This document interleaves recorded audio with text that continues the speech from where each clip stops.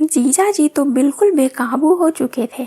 मैं समझ गई थी अब वो मेरी एक नहीं सुनेंगे। अगले पल वह मुझे अपने गर्म रिमोट से करने लगे, जिसकी मुझे उम्मीद नहीं थी। शुरू में तो मुझे तेज दर्द हुआ, पर धीरे धीरे मजा भी आने लगा। मेरा नाम किरण है, मेरी उम्र 24 साल है। मेरा घर एक देहात में है। मेरे घर में 2 गाय है, तो मैं पूरा दिन उसकी देखभाल करती हूँ। अभी तक मेरी बड़ी दीदी यह सब करती आ रही थी, पर यह सब अब मुझे करना पड़ रहा है। कल दीदी का फोन आया था कि जीजा जी आ रहे हैं, तो उनकी थोड़ी सी खातिरदारी कर देना, क्योंकि वह बहुत शर्माते हैं। टाइम से खाना वाना पूछ लेना।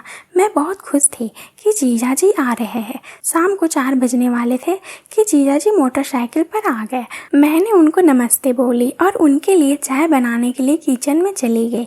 वह वहीं चारपाई पर बैठ गए और भैया अपने ससुराल गए थे, तो माँ और पिताजी वहीं घर पर थे। पिताजी रात में खेत में चले जाते हैं, तो घर में सिर्फ माँ और मैं रह जाती हूँ। जीजा जी चाय पीने लगे और मेरी ओर देखकर बार बार मुस्कुराने लगे। मैं समझ नहीं पा रही थी कि वह क्यों हंस रहे हैं। थोड़ा सा माँ वहाँ से हटी तो मैं उनके पास जाकर बैठ गई और बोली, क्या बात है, बहुत मुस्कुरा रहे हैं?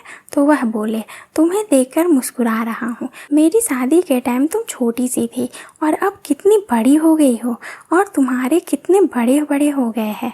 मुझे उनकी इस बात पर बहुत गुस्सा भी आया और थोड़ी सी हंसी भी आई। वह बार बार मेरी चोली की ओर ही निहार रहे थे।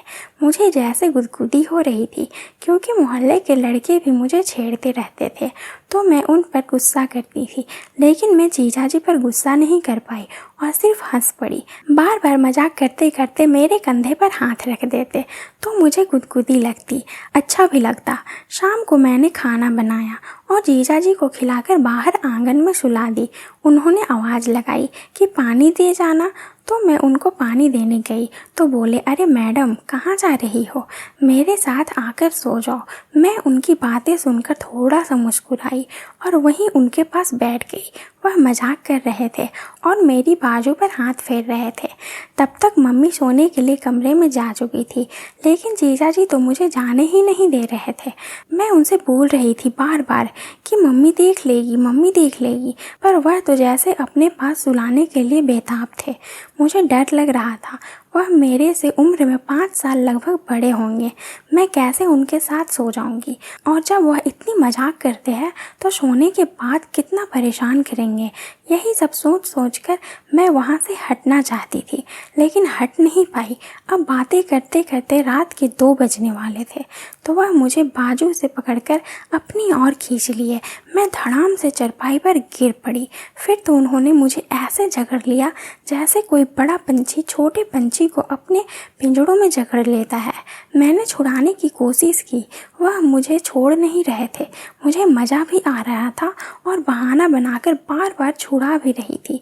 उनका हाथ बार बार मेरी लीची पर जा रहा था, जो अभी छोटी छोटी थी, इसलिए वह बार बार उन्हीं को दबा रहे थे। मुझे दर्द हो रहा है।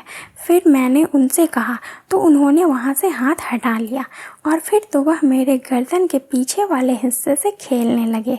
मेरी तेजी से सिसकियाँ निकलने लगी और मैं तड़प उठी। वह यह सब बात समझ गए थे और अपना रिमोट निकाल के मेरे हाथ में पकड़ा दिया, जो बहुत बड़ा था।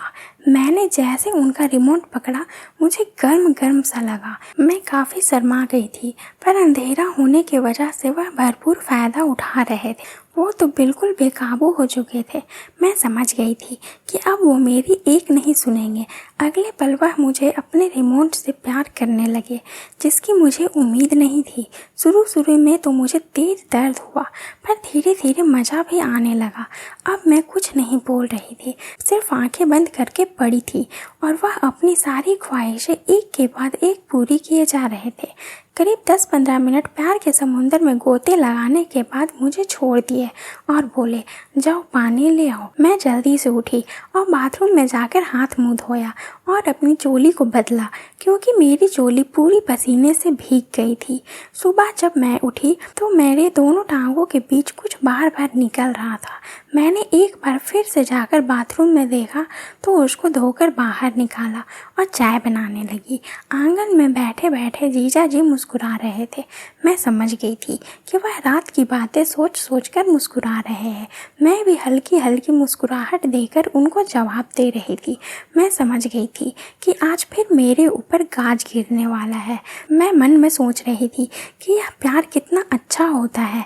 जब तक इसका एहसास ना हो तब तक अधूरा लगता है, और जब कोई नौजवान किसी लड़की को करता है तो कितना मज़ा आता है। जीजा जी ने मुझे सिर्फ एक बार ही किया है, वह दीदी को तो हर रोज करते होंगे, तो उनको कितना मज़ा आता होगा। तो दोस्तों, यह कहानी सुनकर अगर आपका रिमोट ऑन हुआ हो तो कमेंट करिए यस वरना नो।